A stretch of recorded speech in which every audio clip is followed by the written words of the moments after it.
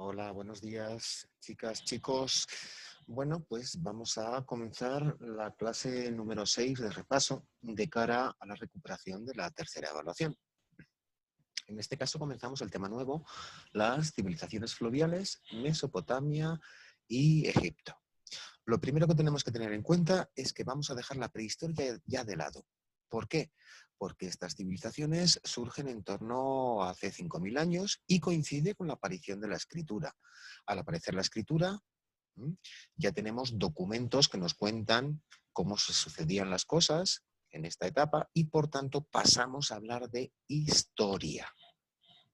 Bien, bueno, pues durante este tema lo que vamos a ver van a ser el origen de esas grandes civilizaciones, ¿no? En este caso, bueno, pues tenemos por un lado, viendo el mapa, Egipto, Mesopotamia, la India y China. Aunque en el libro, y tal y como dijimos en clase, nos vamos a centrar en dos, en Mesopotamia y en Egipto. ¿Por qué se les llama civilizaciones fluviales? Porque surgen en las orillas de grandes ríos.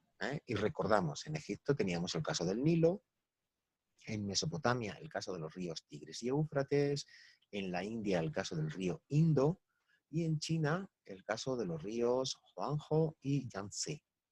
¿Vale? Bueno, pues eso es lo que tienen en común. El río les va a dar un poder económico fundamental. Y bueno, pues, el agua para el propio consumo propio, para la agricultura, para la ganadería, para el transporte, las embarcaciones, el comercio, y de ahí que surjan estas grandes civilizaciones.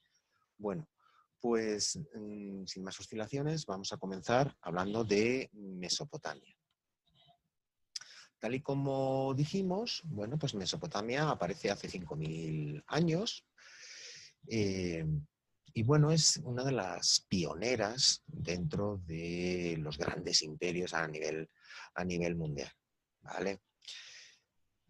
Esta gran civilización, dijimos que, bueno, pues se establecía entre los ríos Tigres y Éufrates. De hecho, la palabra Mesopotamia significa entre ríos, y distinguíamos dos regiones, una zona norte y una zona sur. En la zona norte era la zona de Asiria y estaba habitada por los asirios. Una zona sur, que era la zona de Caldea, y que estuvo habitada por los sumerios y los acadios. En cuanto a la historia de Mesopotamia, lo sé, es una historia complicada porque son muchas etapas, cronologías diferentes, pero bueno, nosotros lo hemos visto, aunque sea de forma básica, pero lo tenemos que ver. Nosotros distinguíamos 6 etapas en la historia de Mesopotamia. Una primera etapa que comenzaría en el tercer milenio antes de Cristo. Los territorios de Mesopotamia estaban liderados por los sumerios, que construyeron grandes ciudades-estado, ciudades que se autogobernaban a sí mismas, como por ejemplo Ur o Uruk. Una segunda etapa, hacia el año 2300 a.C., el territorio de Mesopotamia estaba gobernado por los acadios, de ahí que surgiera el imperio acadio, y uno de sus reyes más importantes fue el rey Sargón. Tercera etapa, hacia el 1800 a.C., destacaríamos el imperio babilónico y uno de sus reyes más importantes, el rey Almurabi. Cuarta etapa, el imperio asirio, destacando las conquistas del rey Asurbanipal. Quinta etapa, imperio neobabilónico y el rey más importante, Nabucodonosor II. Bien, la última etapa de Mesopotamia correspondería al siglo VI a.C., cuando los persas invaden Mesopotamia y la civilización mesopotámica acaba desapareciendo.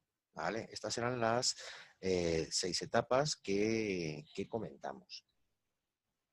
El siguiente punto al que hicimos alusión fue la sociedad en Mesopotamia. Y lo vimos a través de un gráfico. Yo os dije que dibujaseis una pirámide social donde destacaríamos cuáles eran los grupos sociales más importantes.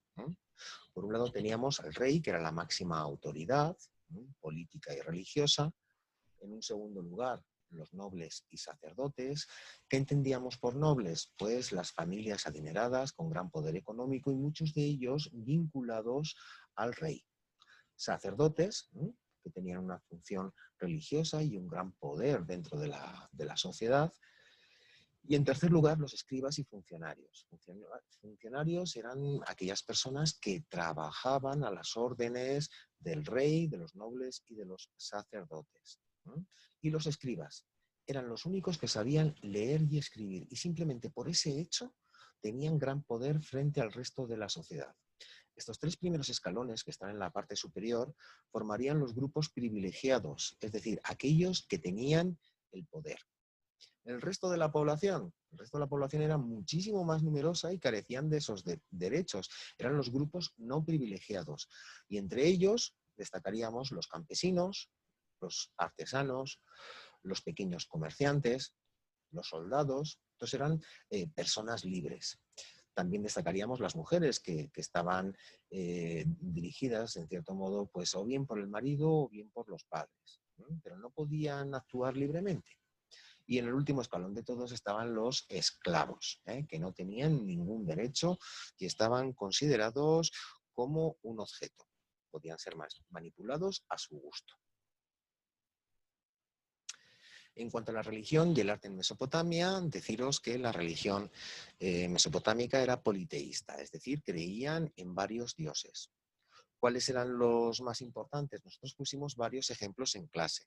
Por ejemplo, Anu era el dios del cielo, Istar, la diosa de la guerra, también del amor y de la fecundidad, o Enlil, el dios de los vientos.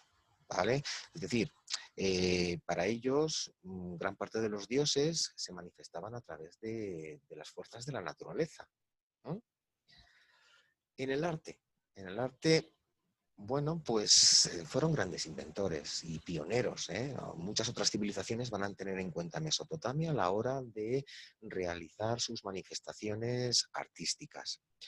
Los habitantes de Mesopotamia eran muy buenos en las grandes construcciones, y para ello utilizaban ladrillo, utilizaban el adobe que era una palabra de definición del vocabulario, la tenéis que tener vosotros, bloques realizados con barro y paja y que utilizaban en las grandes construcciones. También utilizaban el arco y la bóveda. Sus ciudades tenían gruesos muros, porque bueno, pues a nivel comercial Mesopotamia tenía una gran riqueza y para evitar los enfrentamientos y para prevención, y también con otros pueblos, pues los muros de sus ciudades eran muy gruesos. ¿Cuáles eran las construcciones más importantes en Mesopotamia? Pues eran tres. Por un lado, el templo, que era donde residía el gobierno. Por otro lado, los zigurats. Aquí en la imagen inferior que os presento en la pantalla representa a uno de los zigurats más importantes de Mesopotamia, el zigurat de Ur, de la ciudad de Ur. Eran grandes torres escalonadas y bueno, pues se piensa que entre sus funciones más importantes pues estaban servir como observatorio astronómico, centro de adivinación, un poco mágico-religioso, o lugar de culto. Y luego también, en tercer lugar, otra de las grandes construcciones son los palacios. Aquí en la parte superior izquierda, en color azul, tenemos las puertas de Istar. Istar es uno de los palacios más importantes en Mesopotamia. ¿Qué tenemos aquí en la parte superior derecha? Una escultura. La escultura, una pequeña estatua que representa a uno de los reyes más importantes que hubo en Mesopotamia, el rey Gudea de Lagash. Bueno, pues son unas imágenes hieráticas, es decir, muy serias, sin gestualizar, sentadas, con los brazos cruzados, majestáticas, es decir, no muestran sentimientos, son un poquito toscas y bueno, pues son de los más representativos dentro de Mesopotamia. También hicieron algunos relieves situados en las paredes de los de los palacios y de los templos, donde manifestaban pues algunas veces figuras sobrenaturales, representación de dioses, etc. Bueno, pues hasta aquí la clase de hoy. Espero que bueno, pues las ideas que hemos tratado las asimiléis, comparéis en el cuaderno y esté todo correcto. Pues nada, mañana más y mejor, mañana tendremos la última de las grabaciones. Hasta luego.